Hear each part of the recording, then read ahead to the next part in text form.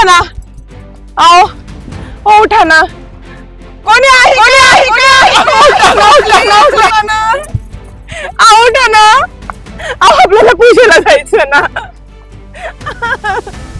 उठा ना. कोणी आहे का? उठा ना. काय करू देवा मी. हे भोलेनाथ तुझा उपवास केला होता. एवढे गवत झाले बाई.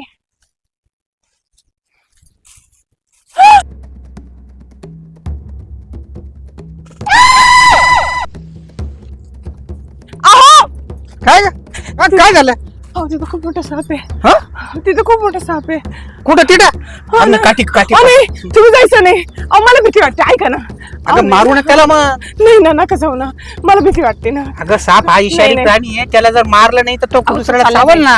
तो चालला जाईल. तुम्ही जाऊ ना. आम्ही काठी बघतोय बघ, नाही काठी ना. कोणी थांबता. ऐका ना. चल आता चल चल. मी नेत. अगं मला दाखव ना कुठे. चाल ना. तिथे चाल दाखव. कुठे होता? तिथंच होता. तिथं का? तिथं उभी होते मी. नका जाऊ ना. नका जाऊ ना. नका जाऊ. बरं चाल घरी चाल. तू घरी चल. घाबरू नको जास्त. चल काठी देतो ठेवून. चल घरी चल. किती मोठा होता का? लय मोठा होता. काळा काळा होता. बस बसा.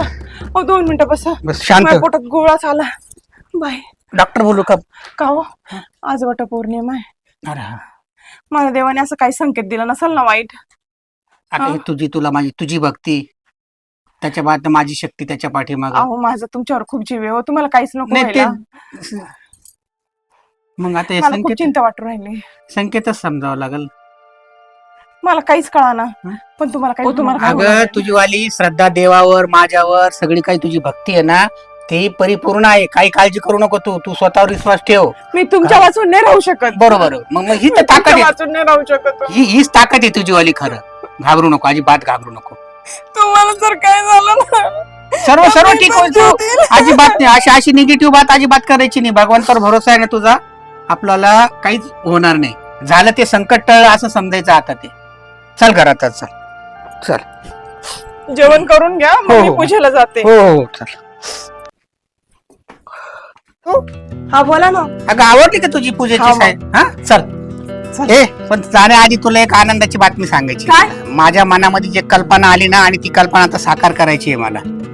तू दरवर्षी वट सावित्री पौर्णिमा करती ना, आता मी सुद्धा तुझ्यासाठी एक दिवस उपास करणार आहे. तुम्ही? हो. तुम्हाला उपास आणि नाही. नाही तो पण निरंकार का निघणार नाही.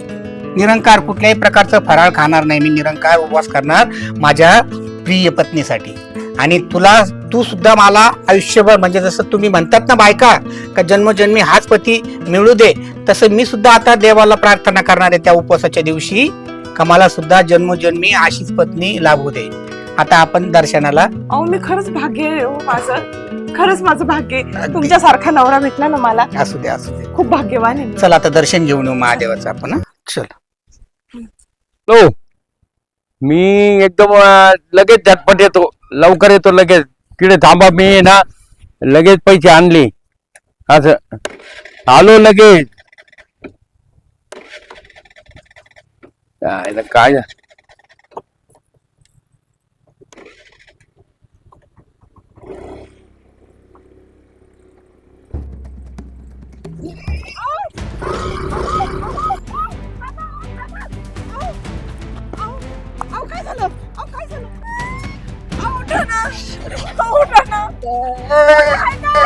तंगडा मोडला.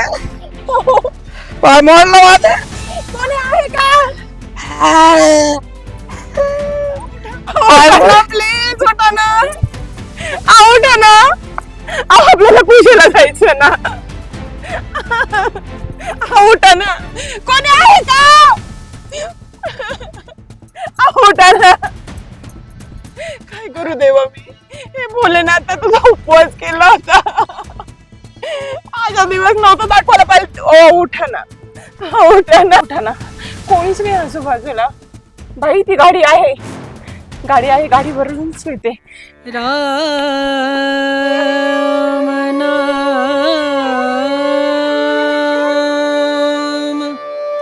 भजले आओ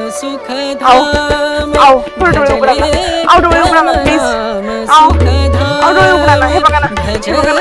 राम नाम सुखधाम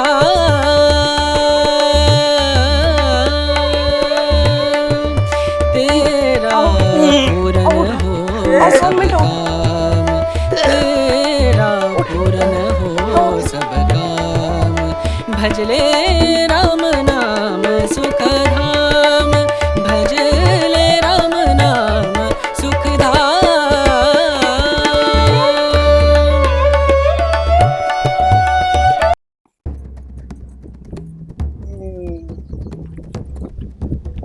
आओ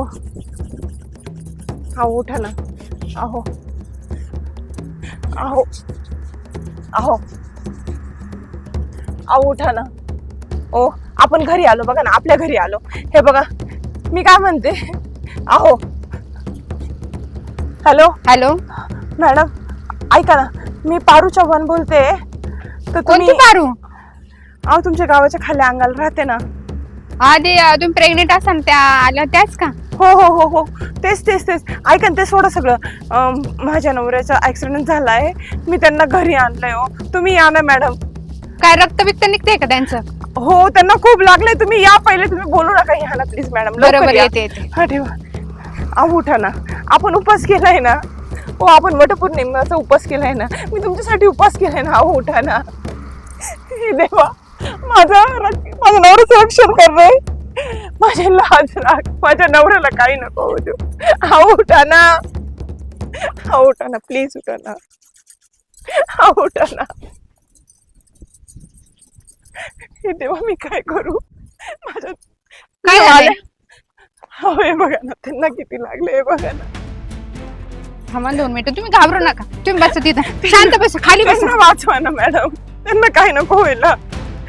उठा ना. थांबा मला चेकअप करू दे. तुम्ही रडू नका, तुम्ही इथं बसा. इथं बसा बरं पहिले. बसा इथं, पेशंट जवळ बसा.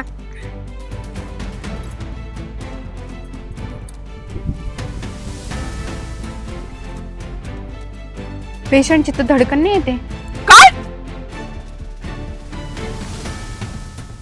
मॅडम परत एकदा चेक करा ना मॅडम. असं नका करू ना. बघा ना, हो बघा ना, त्यांचा श्वास चालू आहे ना. त्यांचा श्वास चालू आहे ना मॅडम. हो असं नका करू ना. एकदा मला द्यावा लागेल हार्टबीट. अहो हळू करा ना मॅडम, त्यांना खूप छातीत त्रास होतो, त्यांना शुगर आहे मॅडम. काय पेशंट हातात नाही, काय हातात नाही राहिलं पेशंट. हो असं काही म्हणू नका ना. मी व्हिडिओ आहे. हो असं नका म्हणू ना. अहो उठा ना. हो उठा. हो तुमची बारू, हो तुमची बारू. हो मॅडम वाचवा, काय पण करून वाचवा. तुम्ही माझ्या बांगड्या घेता का मॅडम? तुम्ही शांत राहा थोडं. तुमचे नातेवाईक नाही का इथं? तुमचे नातेवाईक कुठे? माझ्या नवऱ्याला वाचव. मला माझ्या नवरा पाहिजे. माझ्या तुम्ही तुमच्या जवळ कोण नाही राहत का? माझ्यापाशी कोण नाही. मॅडम तुमच्या पाया पडते. मॅडम माझ्या नवऱ्याला थांबा थोडं, थांबा मी check करते परत.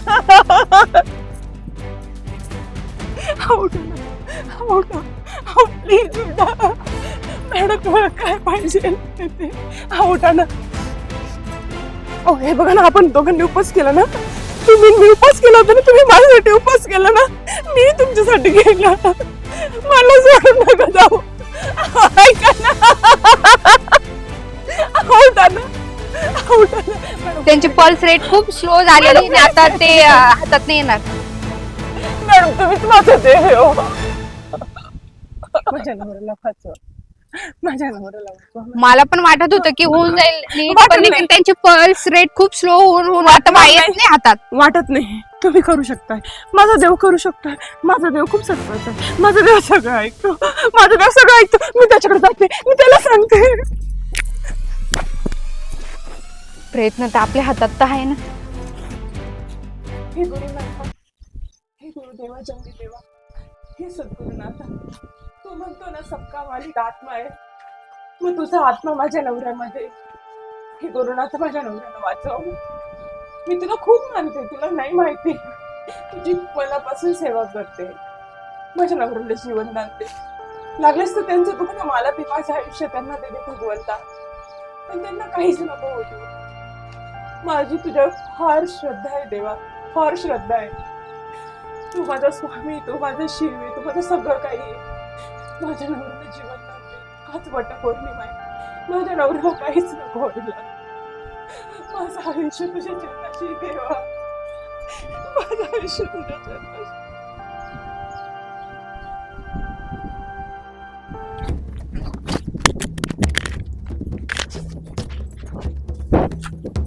मी प्रयत्न तर केले पण हातात नाही आले. आता ते म्हणजे आता तुम्हाला वाईट वाटेल पण आता काही नाही होऊ शकत. मॅडम असं नका बोल.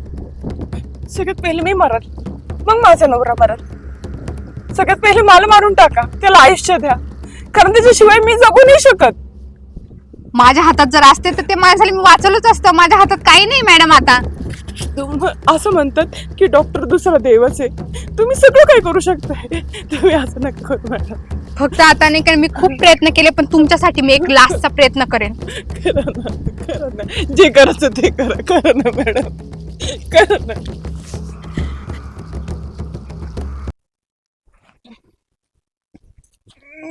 ओ बापरे, पल्स रेट सुरू झाले यांचे. असं चमत्कार तर कधीच नाही झालाय. मी म्हंटल ना, माझा उपास पक्का आहे.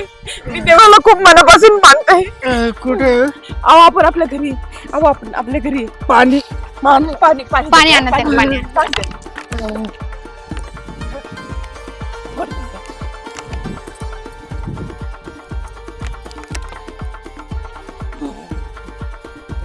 कंबर दुखतो. कंबर दुखतंय ना, आपण डॉक्टरकडे परत दाखवू हं? मोठ्या हॉस्पिटलमध्ये जाऊ हं? आता तुम्ही ना नाशिकच्या मोठ्या हॉस्पिटलमध्ये ऍडमिट करा त्यांना, नाही तर पुण्याच्या हॉस्पिटलला जा.